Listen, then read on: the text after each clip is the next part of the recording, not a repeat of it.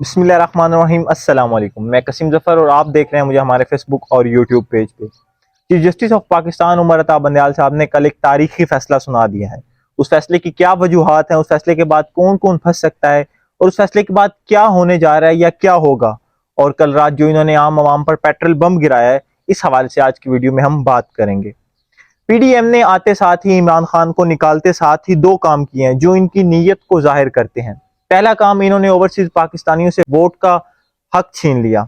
90 lakh overseas Pakistani जो बैरून मुल्क मुकीम है काम की गर्ज से, उनको पता है कि उनके मुल्क के साथ क्या हो रहा है, उनको पता है कि उनके मुल्क के साथ कौन क्या कर रहा है, उनको पता है कि उनके मुल्क को किस जगह पर लाकर खड़ा कर दिया। लिहाजा उनको पीपल्स पार्टी को नून लीग वाले नापसंद थे, तो इन्होंने सोचा कि पहले तो आते साथ उनकी गर्दनें उड़ाते हैं, तो इन्होंने वो कानून तब्दील कर दिया। दूसरा दूसरा इन्होंने नैब के कानून तब्दील कर लिया। यानी इन्होंने चुन चुन कर आसिफ अली जरदारी पर जितने नैब के केसेस थे, नैब के कौन से कानून तब्दील होकर वो बच सकता था, इन्होंने वो कानून तब्दील किए। नवाज शरीफ पर जितने नैब के केसेस थे वो किस तरह बच सकता था, इन्होंने वो नैब के कानून तब्दील कर दिए। मतलब इन्होंने अपने खुद को बचाने के लिए, अपने केसेस माफ करवाने के लिए ये हुकूमत में आए और इन्होंने बिल्कुल ऐसा ही किया। अब कौन कौन से लोग फंस सकते हैं, जरा उसकी तरफ आते हैं। पहले नंबर पे तो जनाब आसिफ अली जरदारी साहब, जो अपने केसेस माफ करवाने में माहिर हैं, जितना बड़ा मर्जी केस हो वो उतनी आसानी से माफ करवा लेते हैं। दूसरे नंबर पर शाहिद खाकान अब्बासी, जिनका एलएनजी का केस है। फिर नवाज शरीफ और यूसुफ रजा गिलानी, जो जिन पर तोशा खाना का केस है। इन्होंने समझा था कि ये इमरान खान को तोशा खाना में फंसा के बच जाएंगे। अगर इमरान खान ने घड़ी चोरी की है तो आप लोगों ने गाड़ियां और पता नहीं क्या कुछ चोरी किया है, अगर वो हिसाब दे रहा है तो अब आप लोगों को भी हिसाब देना पड़ेगा।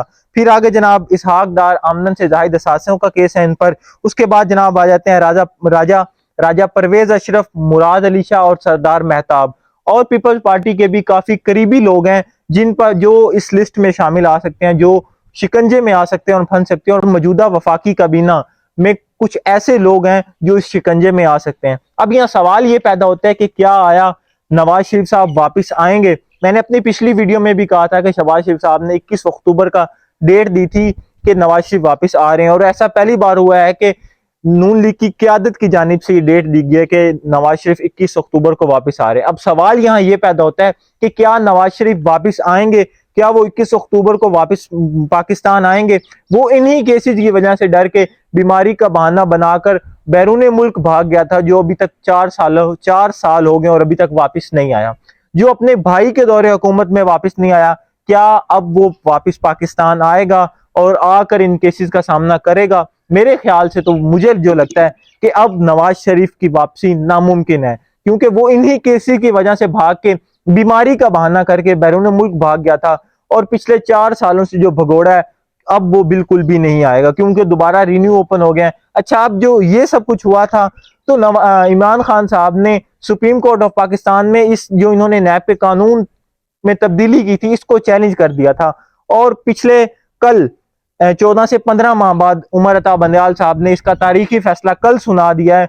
उमर अता बंदयाल साहब ने जो फैसला सुनाया वो आम वर्ड में कुछ इस तरह होगा कि जो इन्होंने नैब पे कानून तब्दील किए थे, उमर अता बंदयाल साहब ने उसको कलअदम करार दे दिया है और नैब को ये हुक्म दिया है कि 7 रोज में जितने भी पिछले नैब के इन पर जिन जिन लोगों पर केसेस थे जो बंद कर दिए थे या माफ कर दिए थे, उनको दोबारा ओपन किया जाए, उन पर तहकीकात की जाए और इनको सजा दी जाए। अब जब इन्होंने, एक मजे की बात, जब इन्होंने ये कानून नैब का कानून में तब्दीली की थी तो इन्होंने एक अजीब सी शिक डाली थी कि 50 करोड़ से कम करप्शन पर नैब उस बंदे को हाथ नहीं लगा सकता या बंदे को नहीं पकड़ सकता। तो जिन्होंने 50 करोड़ से जाहिद 50 करोड़ से कम करप्शन की थी वो तो बड़े खुश हो रहे थे कि हम तो बच गए, लेकिन नहीं, वो भी खत्म हो चुकी है और अब जनाब सब फंसेंगे। जहां से काम खत्म हुआ था वहीं से दोबारा शुरू होने लगा है, और अब जनाब इन सब का इम्तिहान है कि ये क्या करते हैं। दूसरा जनाब, अब आते हैं पेट्रोल की जानिब, जो इन्होंने कल रात आम आवाम पर पेट्रोल बम गिरा दिया है। पेट्रोल 26 रुपए 2 पैसे, डीजल 34 रुपए 17 पैसे महंगा कर दिया। पेट्रोल की नई कीमत 331 रुपए 38 पैसे और डीजल की कीमत 29 रुपए 18 पैसे कर दी है। अभी हम पीछे रिसेंटली ये सुन रहे थे कि ओपन मार्केट में डॉलर 340 से गिरकर 300 और फिर 395 और फिर 394 आ गया है। अगर इस लिहाज से तो पेट्रोल और डीजल की कीमत कम होनी चाहिए थी, लेकिन इन्होंने तो बढ़ा दी है। अब आप देखेंगे पिछले एक 1.5 साल में, 1 साल कुछ माह में हमें पेट्रोल 150 रुपए लीटर मिल रहा था, और जब 150 रुपए पेट्रोल लीटर मिल रहा था तो इमरान खान कोई 5-10 रुपया बढ़ा देते थे तो ये मुस्लिम लीग नून और पीपल्स पार्टी चीख चीख के कहते थे कि भाई इनके मुंह से तो आवाज आती ही आती थी, इनके पीछे से भी आवाज आती थी कि अवाम इतना बोझ बर्दाश्त नहीं कर सकती, लिहाजा पेट्रोल की कीमत कम की जाए। और अब जब इनको 331 रुपए मिल रहा है तो अब इनके मुंह बंद हो गए हैं, अब ये बोलने से रहे हैं, अब ये कहीं नजर नहीं आ रहे हैं। अल्लाह हाफिज।